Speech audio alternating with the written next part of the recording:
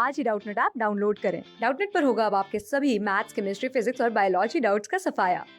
बस अपने क्वेश्चन की फोटो खींचो, उसे क्रॉप करो और तुरंत वीडियो सोल्यूशन पाओ। Download now. हेलो एवरीवन, हमारे पास क्वेश्चन है हाउ विल यू सिंथेसाइज। तो हमारे पास तीन सिंथेसिस दी हुई है, तीन सब पार्ट के अंदर। फर्स्ट सब पार्ट के अंदर क्या बनाने को बोल रहा है, n butyl alcohol from acetylene.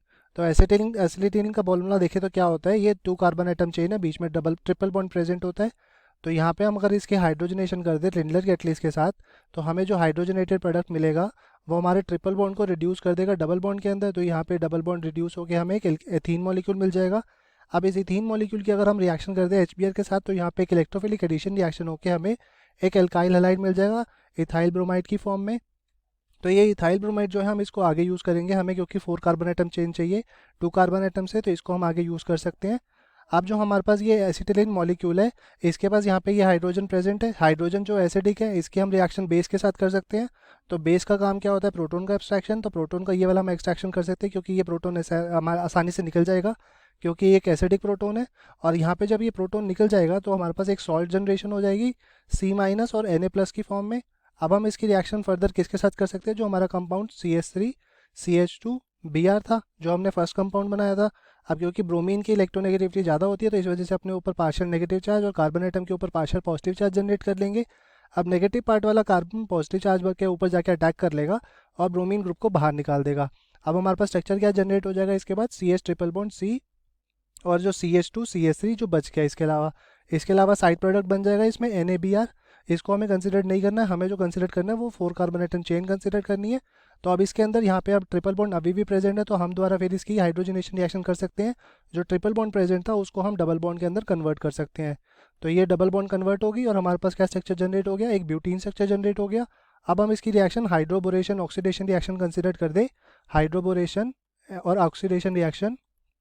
तो यहाँ पे जब दो रिएक्शन हम फॉरवर्ड करेंगे, तो हाइड्रोबोरेशन ऑक्सीडेशन के अंदर एक H2O मॉलिक्यूल ऐड होता है। H2O मॉलिक्यूल भी यहाँ पे एंटी मार्कोनिकॉफ रूल के बेसिस पे ऐड अप होता है। तो एंटी मार्कोनिकॉफ रूल और हाइड्रोबोरेशन जो कहता है कि एल्कीन को ये अल्कोहल में कन्वर्ट कर देता है। तो जो हमारा यहाँ पे डबल बॉन्ड प्रेजेंट है, ये डबल बॉन्ड सिंगल बॉन्ड में कन्वर्ट हो जाएगा। और जिस कार्बन एटम के ऊपर ज़्यादा हाइड्रोजन है, उस कार्बन एटम पे जाके नेगेटिव पार्ट, मतलब कि हाइड्रोक्सिल ग्रुप, उस कार्बन एटम के ऊपर जाके सब्सिट्यूट हो जाएगा। तो इस कार्बन एटम के ऊपर ज़्यादा हाइड्रोजन है, तो इस कार्बन एटम के ऊपर जाके सब्सिट्यूट हो जाएगा। तो इसके बाद प्रोडक्ट क्या बन जाएगा हमारा, एक यहाँ पे OH आ जाएगा और साथ में 4 कार्बन एटम चेन यहाँ पे सब्सिट्यूटेड रहेगी। तो हमारे पास इस स्ट्रक्चर का अगर नाम देखें तो क्या होता है, ये नॉर्मल चेन है, तो मतलब कि एन ब्यूटाइल अल्कोहल यहाँ जनरेट हो गया।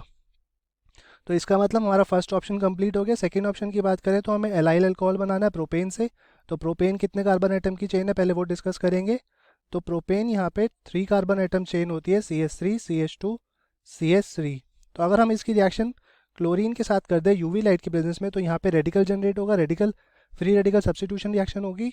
तो हम जो हमारा फ्री रेडिकल बनेगा वो एक 2 डिग्री रेडिकल बनेगा, मतलब कि सेकंड जो हमारा बीच में कार्बन एटम प्रेजेंट है उसके ऊपर क्लोरीन प्रेजेंट करें, तो यही हमारा एक फ्री रेडिकल स्टेबल प्रोडक्ट बनाएगा। इस वजह से यही हमने सब्स्टिट्यूट कर दिया है यहाँ पे। तो अब यहाँ पे क्लोरीनेशन हो गई। अब इसके बाद अगर हम अल्कोहलिक KOH के साथ रिएक्शन कर दे, तो यहाँ पे बीटा डी हाइड्रोहेलोजनेशन रिएक्शन होगी। तो बीटा डी हाइड्रोहेलोजनेशन से एक HCl मॉलिक्यूल बाहर निकल जाएगा, क्योंकि alcoholic KOH generally elimination reaction देता है। तो यहाँ पे हमारी एक HCl मॉलिक्यूल बाहर निकल जाएगा और बीटा पोजीशन से हमारा हाइड्रोजन निकलेगा। तो बीटा पोजीशन हमारी ये भी है और बीटा पोजीशन हमारी ये भी है। तो किसी भी कार्बन आइटम से हम बीटा पोजीशन से हाइड्रोजन निकाल सकते हैं, क्योंकि दोनों ही इक्विवेलेंट है। तो इसके बाद जो स्ट्रक्चर जनरेट हो जाएगा HCl मॉलिक्यूल, तो CH2 double bond CH CH3 generate हो जाएगा। तो ये एक प्रोपीन स्ट्रक्चर जनरेट हो गया।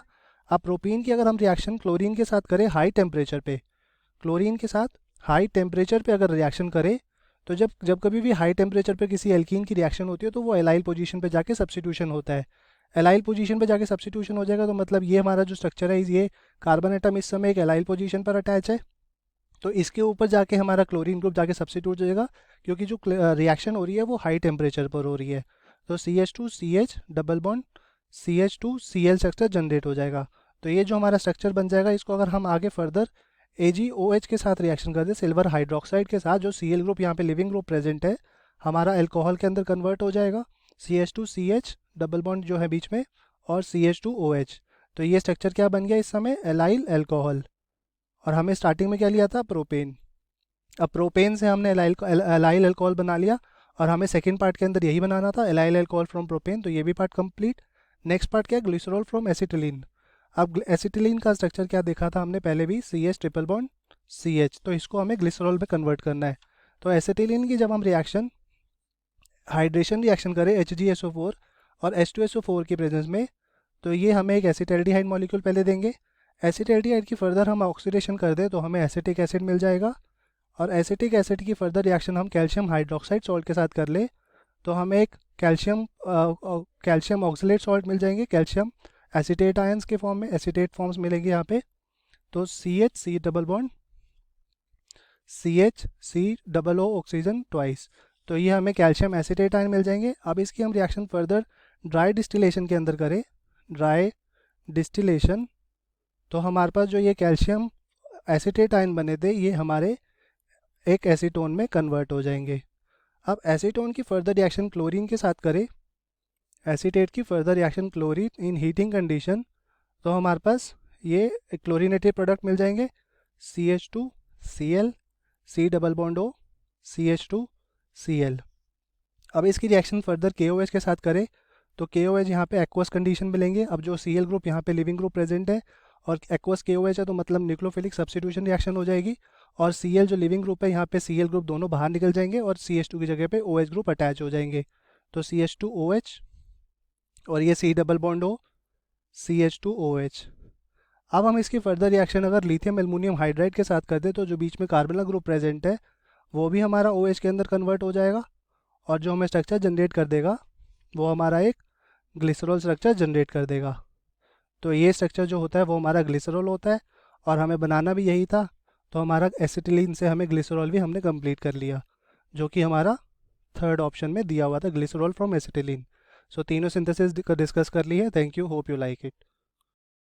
क्लास 6 से 12 से लेके नीट IIT JEE मेंस और एडवांस के लेवल तक 10 मिलियन से ज्यादा स्टूडेंट्स का भरोसा। आज ही डाउनलोड करें डाउटनेट ऐप या व्हाट्सएप कीजिए अपने डाउट्स 8400 400 400 पर।